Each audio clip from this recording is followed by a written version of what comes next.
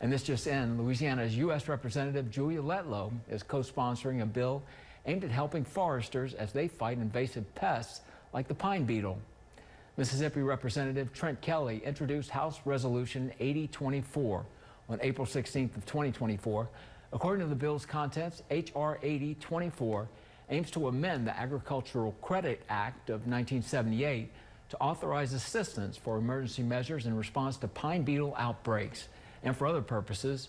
Representative Letlow on Facebook said, quote, "This bill would strengthen existing federal programs and provide the USDA with additional resources needed to support forest landowners, timber businesses, and local communities impacted by forest-related disasters." The bill goes into detail as to how the U.S. will handle emergencies dealing with pine beetle outbreaks. And we reached out to Representative Letlow for comment. At this hour, we are still waiting for a response. Currently, the bill has been referred to the Subcommittee on General Farm Commodities, Risk Management, and Credit.